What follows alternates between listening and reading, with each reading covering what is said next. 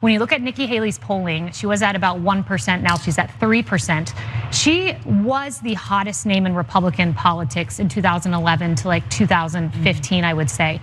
This is the case, what you're watching right now, polling at 3% for Governor Ron DeSantis to get in now. People say, will he get in? Will he wait? How can you wait when you are currently the hottest governor in Republican politics, seeing how hard it is to regenerate that attention almost a decade later? Oof. That was Kayleigh McEnany, who was the press secretary for Donald Trump in the tail end of his term, of course, essentially calling for Ron DeSantis to enter the Republican primaries for 2024. Oh, and then by the way, Nikki Haley. Was Nikki Haley ever a superstar? Well, in Republican circles, she kind of was. I'll get into that in a second. But yeah, Trump's not gonna like that. He don't like that. Nope. Okay, so incoming attack against Kayleigh McEnany in 3, 2, 1. Can't wait. Okay, so I wonder what nickname he's gonna give her. But this one really is an et tu Kayleigh. Okay, I mean, she was the biggest Trump fan, and the way she got to be press secretary, she went on TV, debated people like me and Anna, and was like, Trump's the best, he's the greatest of all time. The liberals are so unfair to him, he's a genius of geniuses. Now she's got a nice comfy job at Fox News, and Rupert Murdoch favors DeSantis over Trump, and all of a sudden Kayleigh McEnany's like, DeSantis has got to get in against Trump, he's got to get in, he's got to get in right now. Yep, so good. You know why? Because none of the right-wing leaders have any morals. So there's no honor among thieves. So she's like, you were buttering my bread before, so I lied on your behalf. Now this guy's buttering my bread, so is he though? I lie on his behalf. Not DeSantis, Murdoch. Oh yes, right? yes. So that was on Fox News, of course. She's now, I don't know, a contributor on Fox News. Of course, she's getting tons of money. And look, you can see it if you just pay a little bit of attention. There seems to be a concerted effort by both the Republican establishment and also right-wing media to bolster certainly Ron DeSantis, but now that Nikki Haley has announced that she intends to run in 2024, you're seeing a little bit of that for Nikki Haley as well. And remember, Donald Trump did not have nice things to say about Ron DeSantis or Nikki Haley entering the race. In fact, here's a little reminder of that. Ron would have not been governor if it wasn't for me. Then when I hear he might run, I consider that very disloyal. Talked to her for a little while, but I said, look, go by your heart if you want to run. She's publicly stated I would never run against my president. He was a great president. So he's really, look, I think it's hilarious that he even bothers saying bitter things about Nikki Haley. I don't think that she's got a shot, and I'll explain why later on the show. But I do also want to mention, just to bolster my point about the concerted effort to prop up people like Ron DeSantis. Here's an example of it. My theory is, wouldn't it be great if DeSantis run with Trump as VP? DeSantis and Trump are on the ballot. Ben, you first. You only know what you know about them right now.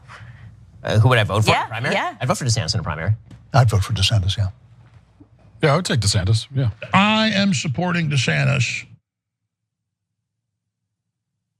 DeSantis is just gone from being awesome to being unbelievably good. And everywhere you go, you see crazy support for him.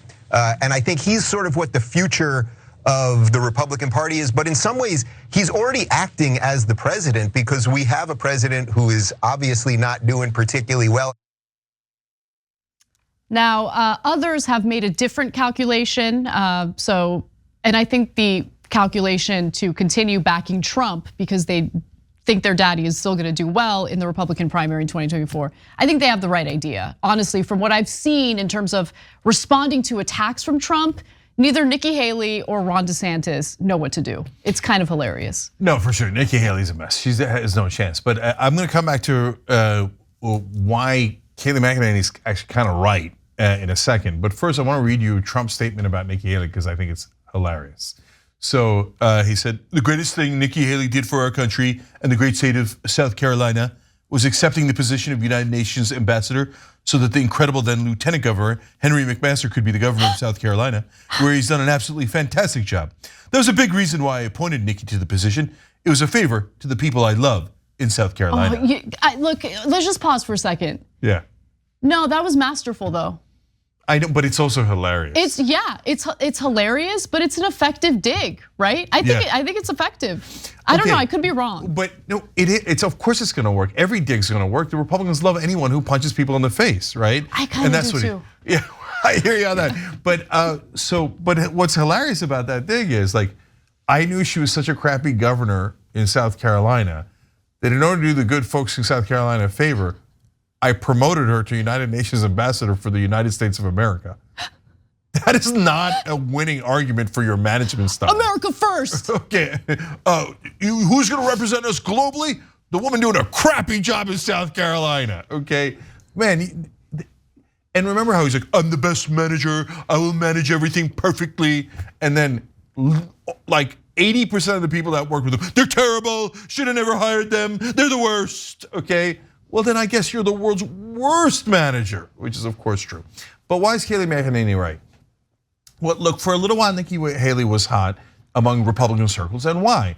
Because Marjorie Taylor Greene isn't wrong, she's Bush in heels, right? She's classic establishment Republican, and she's a giant warmonger, loves corporate power, all those things. So of course the Republican establishment loves her, right?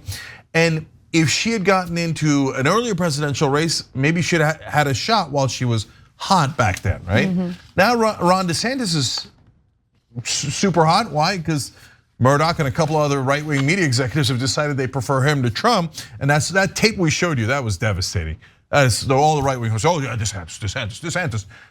Because they know where their bread is buttered, okay? And so also, but let me also just note, there are plenty of right-wing media figures and also corporate executives and all that who actually despise Trump, but felt like they had to support him anyway, right? Now that there might be another option, it doesn't surprise me that they're trying to prop up the other option because 100%. They don't actually like Trump. It's really important to understand that. Well, DeSantis is going to give them everything they want, minus the instability of the madman that's Donald Trump. Right, exactly, that's right, yeah. And when Trump tried to end democracy, those oligarchs thought, no, wait, we already have this government on lockdown. If he's solely in charge and he's the dictator, well, that reduces our power. We don't want that. It's not like they're trying to protect the American people. They're just trying to protect themselves. Exactly. But so there's a battle between like, just like two giant evil forces, which are both horrible. But back to the political strategy point that McEnany is making, if DeSantis waits till 2028 because he's scared of Donald Trump, all of his momentum might be gone. He might be an afterthought, just like Nikki Haley is today, polling at 3%. Oh, remember that DeSantis guy? Yeah, right? She is right about that. Yeah, so if DeSantis has any courage at all, and he's actually gonna make a run for it, he should go now, and he should go in as soon as possible to get more media attention. But I mean, I think DeSantis is a coward, and I'd be a little surprised if he went in. I think he's probably wetting himself thinking about it right now, like, because as he sees Trump crush everything in his path, I guarantee you he's ordering Depends as we speak. Thanks for watching The Young Turks, really appreciate it. Another way to show support is through YouTube memberships. You'll get to interact with us more. There's live chat emojis, badges. You've got emojis of me, Anna, John, JR, so those are super fun. But you also get playback of our exclusive member-only shows and specials right after they air. So all of that, all you gotta do is click that join button right underneath the video. Thank you.